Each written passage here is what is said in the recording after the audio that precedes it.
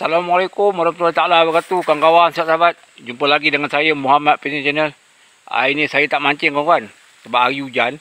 Saya menyala je. Saya nyangkakan ikan dia naik. Tengok tak ada naik dah kawan-kawan.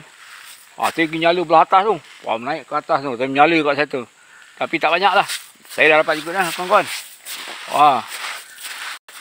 Ni kawan-kawan, rezeki ya. Rezeki menyala. Saya tak mancing kawan, saya menyala hari ni. Kawan-kawan, aruan. Kawan-kawan, ni aruan kawan ni aruan kawan aruan. Mana tadi? Ni dia. Ni kawan-kawan. Ni aruan kawan-kawan. Bukan toman Ni ini aruan kalau besar ni kawan-kawan dia kira besar dah. Kawan susah nak nangkap dia kawan.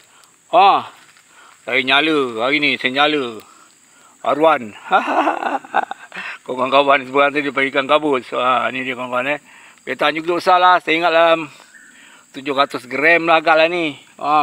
Tapi ikan lampam ada juga kawan-kawan. Dia tak banyak lah. Kawan-kawan. Ni lampam. Lampam ni merah. Tapi ikan banyak tak naik kawan-kawan. Banyak tak naik lah. Ikan. Dia kalau betul-betul lebat kawan-kawan baru ikan tu naik kawan. Ni tak naik. Air pun tak berapa keruh kawan. Air pun tak berkeruh lah kawan. Kalau air keruh ni daripada bawah tu sungai besar tu ikan naik. Memang sedap nyala kawan. Air ni tak adalah. Jadilah. Itu saja rezeki saya kawan ini kawan. Itulah rezeki saya. Okey kawan-kawan. Sekian saja konten saya. Assalamualaikum warahmatullahi wabarakatuh.